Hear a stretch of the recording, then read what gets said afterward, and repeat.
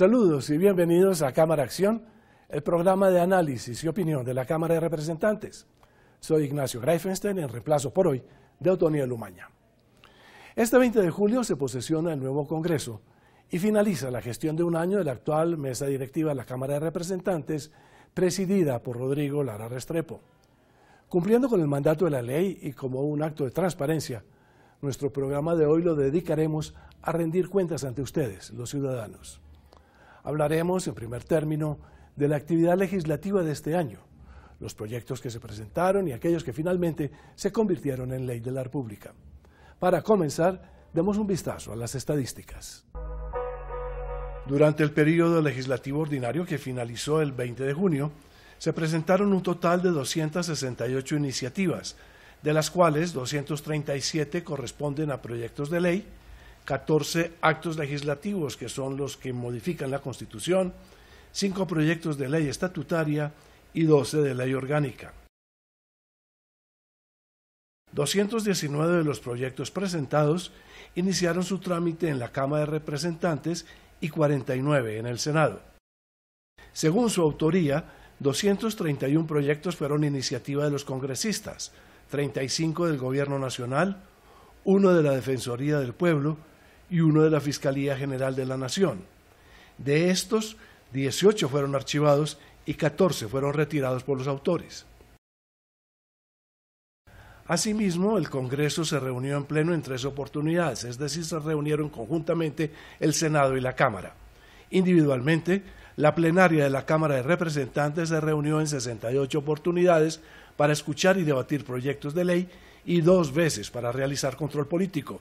Durante la legislatura que acaba de finalizar, fueron sancionadas 49 leyes, mientras 11 proyectos están aún pendientes de enviar a sanción presidencial.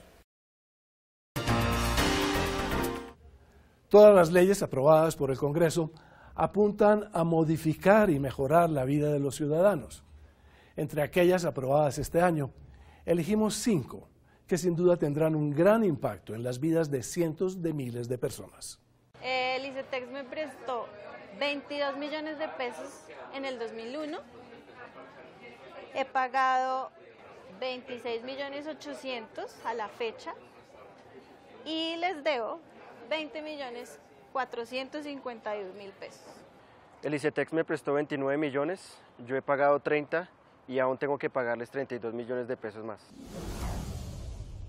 Rodrigo Lara Restrepo, presidente de la Cámara de Representantes, logró aprobar en esta legislatura 2 leyes a los deudores ICETEX que le significó un gran alivio. La primera de ellas, la Ley 1886 de 2018, eliminó el cobro prejurídico en los créditos educativos del ICETEX. La segunda ley sobre este tema establece que los cobros de créditos deberán ser proporcionales a lo que ganen los deudores, que en ningún caso podrá superar el 19% de sus ingresos. Esta legislatura también le dio una buena noticia a los 518 empleados de planta del Congreso: la aprobación de una ley que contempla una nivelación salarial y mejora sus condiciones laborales. De esta manera, los funcionarios a quienes no se les nivelaban sus salarios desde hace más de 20 años quedarán en condiciones similares a los servidores públicos de otras entidades del Estado.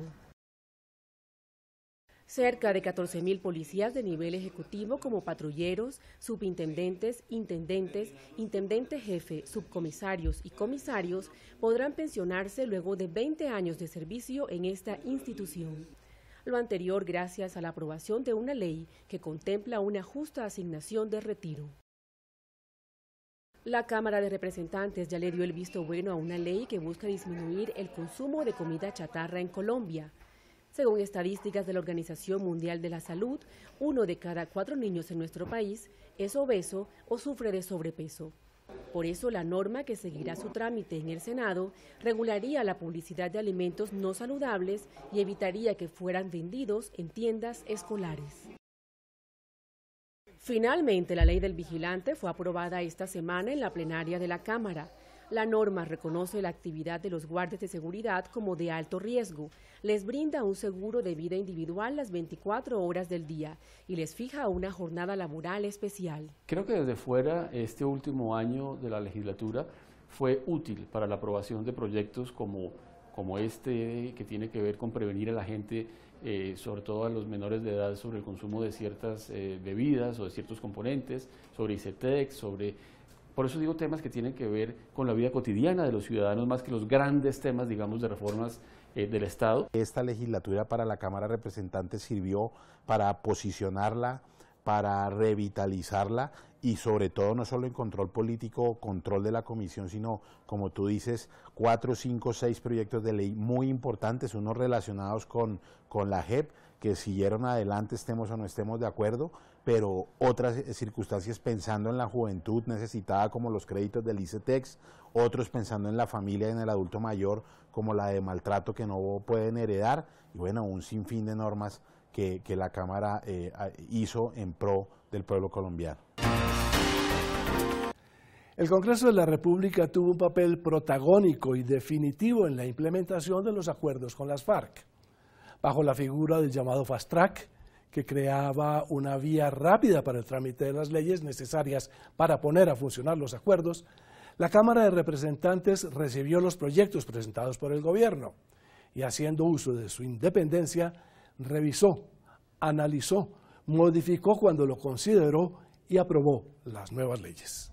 Intachable fue el papel que jugó la Cámara de Representantes en la discusión y aprobación de las iniciativas legislativas de Fast Track, la Ley Estatutaria de la Justicia Especial para la Paz, el acto legislativo que crea 16 circunscripciones transitorias especiales de paz, la reforma política y el proyecto de ley que crea el Sistema Nacional de Innovación Agropecuaria fueron aprobadas en la corporación durante este periodo legislativo.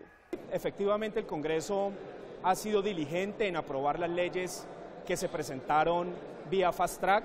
El presidente de la corporación, el representante Rodrigo Lara, en este año de presidencia demostró seriedad, responsabilidad.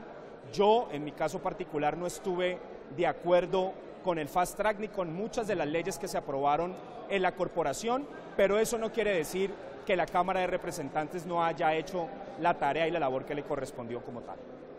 Fue un proyecto en el que se avanzó con mucho juicio, en el que la plenaria de la Cámara y la mesa directiva de ella trabajaron con toda dedicación. Sacaron adelante los proyectos, se avanzó por lo menos en un 80% y creo que la Cámara le cumplió plenamente al Congreso de la República y al país en materia de aprobar no solamente el acuerdo, sino la implementación de él. La Cámara sirvió, el Congreso en general, como un notario frente a la voluntad y a las imposiciones del gobierno nacional.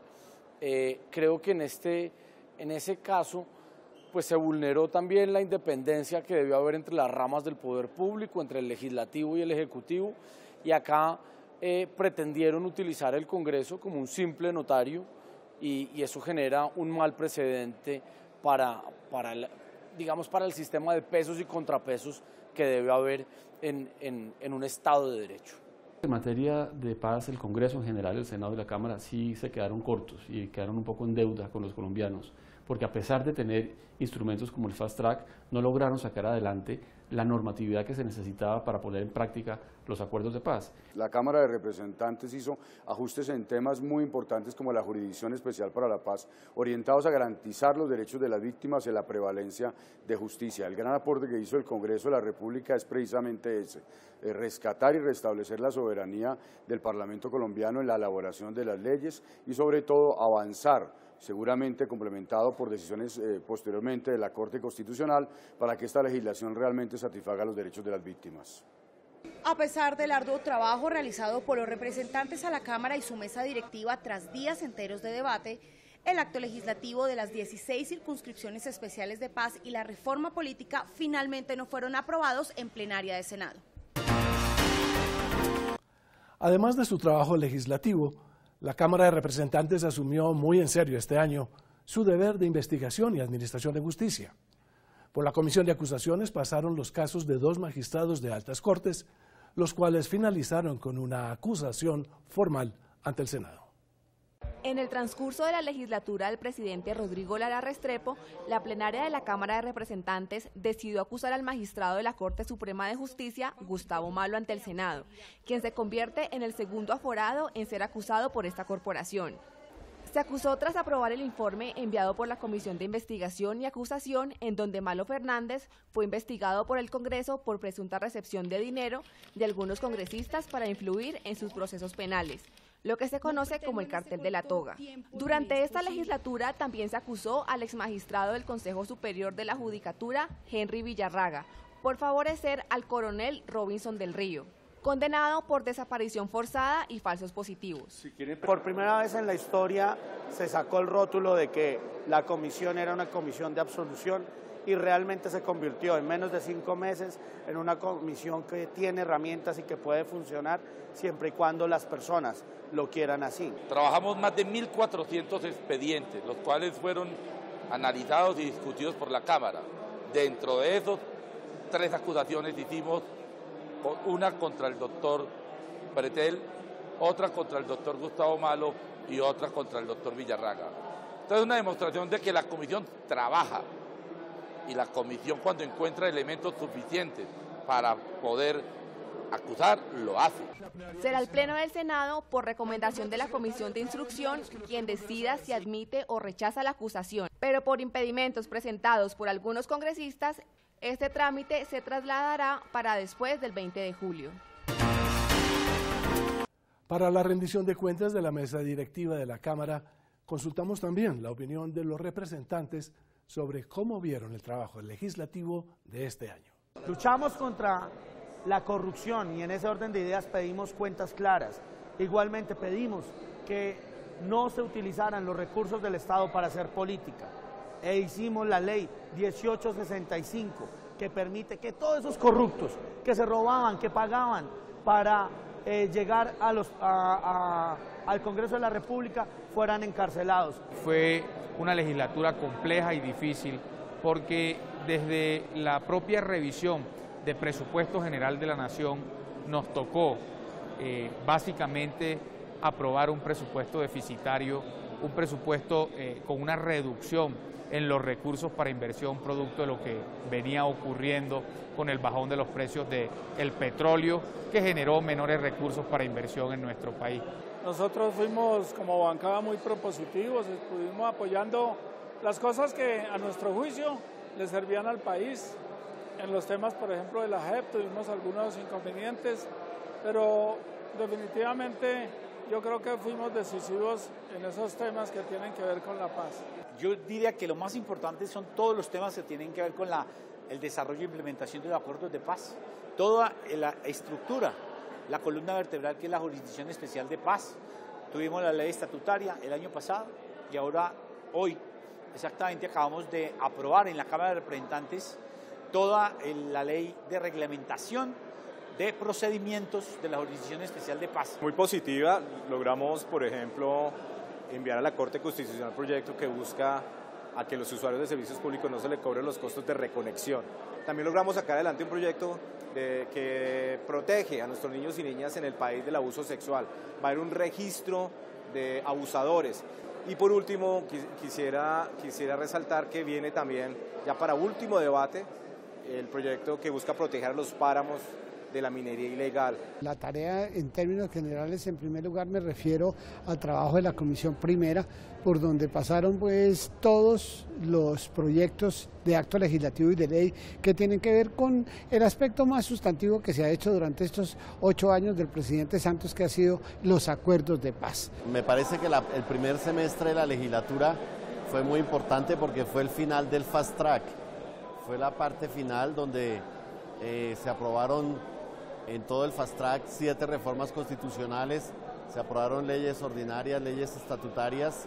Considero que lo más importante desde nosotros fue contribuirle a este proceso de paz tan importante y cesar la guerra en nuestros territorios, guerra que llevaba más de 50 años y que coayudamos con el proceso de paz. Desde la Comisión Primera tuvimos toda la oportunidad de jugarle a toda la reglamentación en los procesos del acuerdo de paz y por supuesto buscar mejores garantías para el ciudadano de pie, para el estudiante.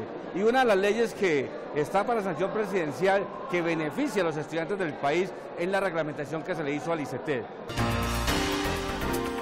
Un trabajo orientado a implementar los acuerdos de paz y a mejorar la calidad de vida de los colombianos así como la Administración de Justicia en la investigación de altos dignatarios del Estado, son los grandes titulares de la actividad legislativa de la Cámara este año. Vamos a ver más detalles de esta labor con el presidente de la corporación, Rodrigo Lara Restrepo, en entrevista con Suárez Rujana Salas. Doctor Rodrigo, bienvenido. Doctor, cuéntenos cuál es el balance sobre la producción legislativa durante su periodo como presidente. Bueno, yo creo que es un balance extraordinario. Primero porque, por un lado, se discutieron las iniciativas legislativas que tienen origen en los mismos congresistas. Un número, 257 leyes fueron estudiadas aquí en la Cámara de Representantes, de las cuales 34 se volvieron leyes de la República. Pero también se discutieron las iniciativas presentadas por el Gobierno Nacional, que es un paquete distinto. Y debo resaltar aquí las del Procedimiento Legislativo Especial para la Paz, el llamado Fast Track, cuyo propósito pues es la implementación de los acuerdos de paz. Y puedo decir hoy con mucha satisfacción que no solamente se deliberaron, se discutieron, se votaron algunas, se negaron otras, sino que sobre todo se mejoraron considerablemente.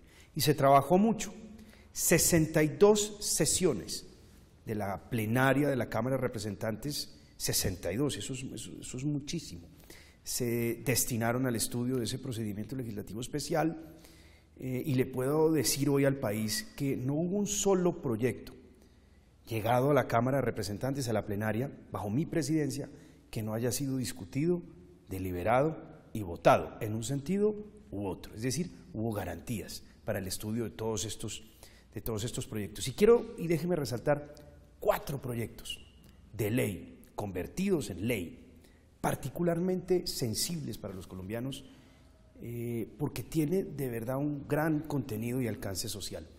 El primero, que fue aprobado en la Cámara de Representantes, el proyecto sobre la nivelación salarial de los trabajadores más humildes del Congreso de la República.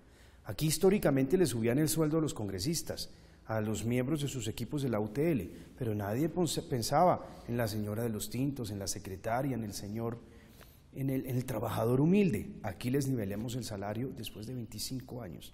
Con eso le llevamos felicidad a muchos hogares.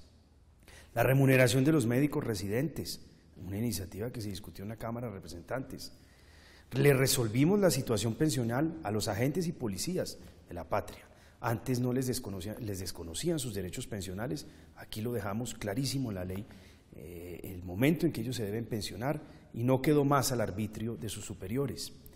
Y también aquí aprobamos una ley que modifica y sobre todo humaniza la situación de los contratistas de prestación de servicios. Doctor, ¿podríamos decir que el reto más grande en este aspecto fue el desarrollo legislativo del proceso de paz con las FARC? Sí, absolutamente, porque es que eso ocupó prácticamente toda la agenda del último semestre de 2017 y pues fue un debate supremamente álgido por las expectativas que tenían los colombianos. Por un lado, me correspondía a mí como presidente de la Cámara garantizar que se puedan discutir y deliberar todos estos proyectos, pero me correspondía sobre todo como presidente de la Cámara ponerle también tate quieto y freno al Gobierno Nacional, porque es que los gobiernos se acostumbraron muy mal a pensar que ellos pueden, llamémoslo así, ferrocarrilear los proyectos en el Congreso de la República, imponer su voluntad y manipular a las mesas directivas de Senado y Cámara de acuerdo con todo tipo de presiones. Aquí demostramos que la Cámara de Representantes, como órgano representativo del pueblo colombiano, tiene que respetarse. A nosotros nos eligen, siendo congresistas, para convertirnos en la voz del pueblo colombiano, en sus representantes, y para hacerle contrapeso a la rama ejecutiva, que es poderosa, porque tiene presupuesto, porque tiene fuerzas armadas, porque tiene capacidad de ejecución. Nuestra labor es servir de contrapeso y, por consiguiente, actuar con independencia es de la misma esencia del Congreso de la República, de ser congresista y sobre todo de ser presidente de esta corporación. Y yo puedo decir con mucha satisfacción que si hubo un rasgo característico de mi presidencia fue la absoluta independencia respecto al Gobierno Nacional. Lo que había que aprobar, se aprobó. En donde había que ponerle tate quieto al Gobierno Nacional, como le pusimos tate quieto a las FARC, como lo sacamos del recinto y les exigimos que primero se sometieran a un juez antes de venir a hacer proselitismo acá, pues fue tal vez un rasgo muy distintivo de esta presidencia. Bueno, y hablando puntualmente de eso, ¿cuáles fueron los principales retos, sobre todo cuando pues, el Congreso trabajó con lo que hablábamos hace un rato, el Fast Track? ¿Cuál fue el reto más grande para legislar sobre los acuerdos de paz? ¿Y qué tan independiente fue la mesa directiva de la Cámara para equilibrar la implementación de los acuerdos y corregir errores que tenían los proyectos, pues que fueron de iniciativa del gobierno? No, la independencia, como señalaba, fue la característica principal de mi presidencia. Fui totalmente independiente. Le garanticé al país que todos los proyectos radicados por el gobierno se discutirían, es decir, estarían en la agenda, en el orden del día, que no utilizaría nunca mi poder para impedir que un proyecto se discutiera. Pero también corregimos aquello que era necesario corregir. Por ejemplo, en la Jurisdicción Especial para la Paz, corregimos muchos aspectos, defendimos a la fuerza pública. Le garantizamos a los militares un régimen justo, que no los equiparara con los delincuentes, con los terroristas. Les garantizamos un régimen de responsabilidad de mando preciso. Régimen de responsabilidad de mando que hoy, cuyos elementos principales han sido hoy reconocidos o recogidos por la jurisprudencia de la Corte Penal Internacional. Aquí defendimos esa tesis que hoy adoptó como propia la Corte Penal Internacional. Le garantizamos a los militares que serían investigados y juzgados conforme a las normas operacionales, que son las que rigen básicamente las reglas de combate. Pero también logramos, por ejemplo, castigar o establecer mejor reglas muy claras respecto de la reincidencia. Les dijimos con mucha claridad a los señores de las FARC que todo delito anterior al 1 de diciembre de 2017 iba por cuenta de la JEP, pero que todo delito posterior al 1 de diciembre de 2017 no sería cobijado más por la JEP, sino que enfrentaría esa persona que comete ese delito el régimen ordinario y por consiguiente sanciones muy severas. Hoy, gracias a esa norma, una persona, por ejemplo, y le cito el caso del guerrillero Santrich, que haya cometido delitos después del 1 de diciembre, puede enfrentar penas de la jurisdicción ordinaria, pero también, por ejemplo, la extradición. Antes de que ese proyecto llegara aquí a la Cámara de Representantes, ese punto no estaba claro.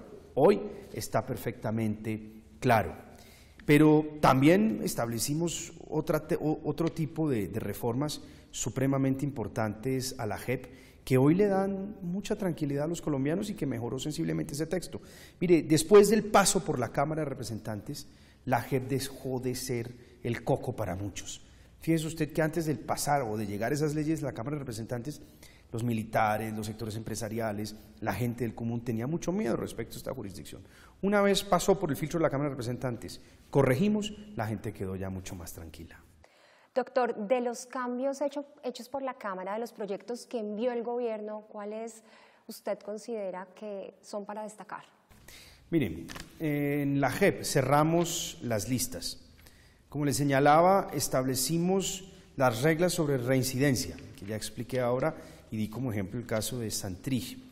Establecimos también las causales de expulsión de la JEP, las precisamos. Y por último, también quiero señalar que en materia de delitos sexuales, pues estos fueron excluidos de la competencia de la JEP. Guerrillero que haya cometido delitos sexuales contra menores de edad sale de la JEP y enfrenta jurisdicción ordinaria. Y por último, la famosa reforma política, que fue un pulso muy duro que yo di, o que tuve con el gobierno. Esa era una reforma política que tenía dos propósitos, básicamente. Primero, facilitar la creación, llamo de partidos de garaje, de micropartidos regionales que hubieran creado una situación política similar a la que existe hoy en Venezuela, en donde hay un partido madre, que es el Partido Socialista Unido de Venezuela, y una serie de partidos satélite, o partidos que gravitan alrededor de ese partido madre y que dan una sensación de legitimidad y de pluralismo en donde no existe. Aquí lo que hubiéramos creado es un partido madre, FARC, con micropartidos regionales, uno en Catatumbo, otro en el Pacífico Nariñense, otro en el Guaviare, partidos que hubieran coincidido con la coca, con el narcotráfico, con las disidencias, con los grupos armados y que buscaban básicamente el control territorial, el control de ciertos territorios, avalando a los candidatos llevados por esas estructuras armadas o el narcotráfico y darle así más fuerza a las FARC. más recursos para las FARC, más recursos para ese tipo de organizaciones. Y permitía al mismo tiempo la coalición entre partidos, lo que hubiera facilitado la creación de un gran frente común de estos pequeños partidos y de, tal vez, las izquierdas. Entonces, esa reforma política fue necesario hundirla, no correspondía de ninguna manera a la implementación genuina de esos acuerdos, y ese pulso se lo ganamos al gobierno, y yo creo que eso fue algo muy positivo, Suar, para la estabilidad de la democracia colombiana. Doctor Lara, ¿cuál fue el principal aporte de la Cámara de Representantes al proceso de paz? Bueno, yo creo que nuestra voluntad de deliberar, de estudiar juiciosos los proyectos que trajo el gobierno nacional, y sobre todo de hacerlo pensando siempre en el interés superior del país, pensando en esa confianza que depositaron en nosotros los colombianos cuando nos eligieron como sus representantes. Nosotros somos la voz de los colombianos, y nosotros somos los encargados de decirle al gobierno que no se equivoque, de llamarle la atención a los funcionarios que no hacen correctamente su trabajo. Y como voceros, como representantes del pueblo colombiano, yo creo que estudiamos de verdad de manera muy concienzuda, de manera serena, juiciosa, esos proyectos que fueron radicados y los mejoramos. En un principio recibimos inclusive críticas, algunos muy cercanos a las FARC o a ciertos partidos decían que éramos enemigos de la paz, pero nunca quisimos volver trizas esos acuerdos y no se volvieron trizas.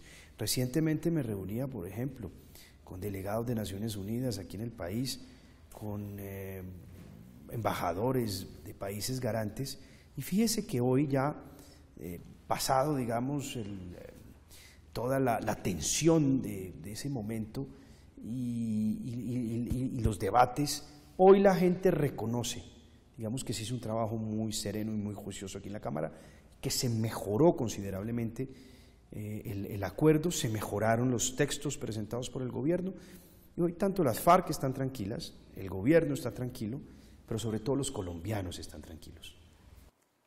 Bueno, doctor, y por último, en materia de producción de leyes, ¿qué queda pendiente y qué proyectos están en marcha en este momento y que usted considere que debemos destacar? Hay un proyecto que a mí me llama mucho la atención, que es el de la creación de la Oficina de Apoyo Técnico Presupuestal. Es básicamente una oficina cuyo fin es asesorar, asistir al Congreso de la República en la aprobación del presupuesto, en el seguimiento de la ejecución del presupuesto y del Plan Nacional de Desarrollo. El Congreso de la República es el responsable de tramitar y aprobar las reformas tributarias.